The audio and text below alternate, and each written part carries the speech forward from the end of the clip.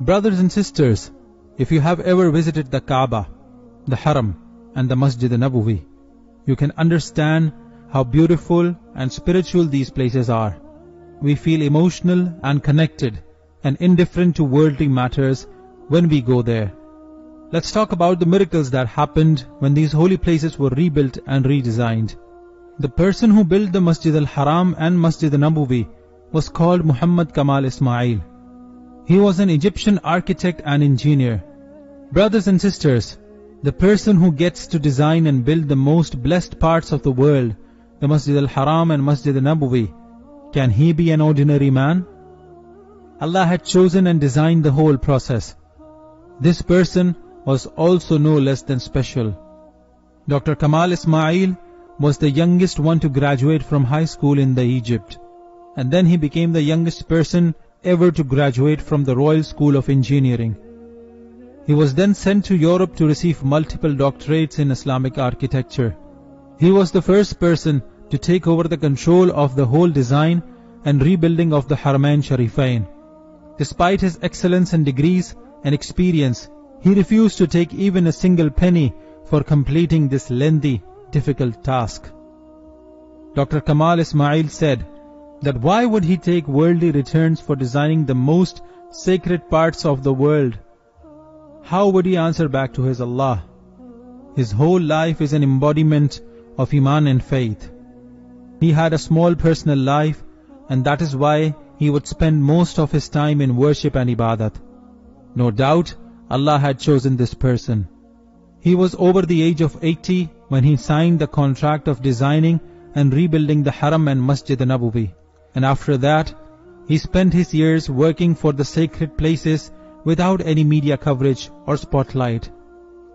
Not just the architect, the design and build of the Haram and Masjid Nabawi are miracles in their own nature. The building material used here is the rarest in the world.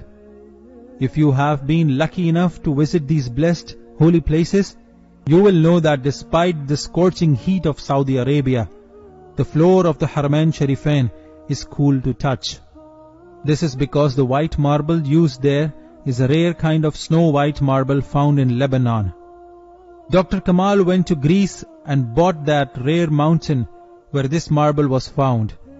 It is known for its extraordinary shine and white color and thermal properties. It gets rid of the heat in the air and feels cool to touch on the surface. When the construction of the Masjid Nabawi began, the King of Saudi Arabia asked Dr. Muhammad Kamal Ismail to use the same snow-white marble. The marble he had bought for the Haram was 15 years ago. He wasn't sure if that company still had it. Anyways, he went to meet the executive and told him the story. As expected, the marble had been sold out completely.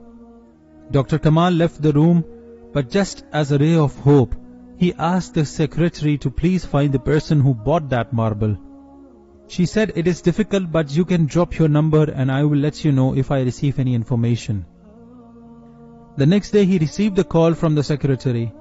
She had found the company who bought the rest of the marble 15 years ago. When he looked at the details she sent, Dr. Kamal was astonished. The company was based in Saudi. He immediately took his flight, landed in Saudi Arabia, and went to meet the owner of the company. He told the whole story. The owner of the company asked his staff to check where they used that marble. Surprisingly enough, the marble was still there in their storage.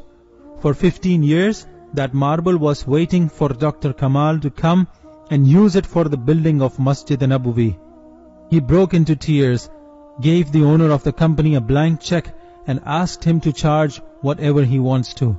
The executive of the company refused to take a penny. Brothers and sisters, we are talking about the Masjid Nabawi, the mosque that Rasulullah Hazrat Muhammad sallallahu ta'ala alaihi wasallam built with his own hands.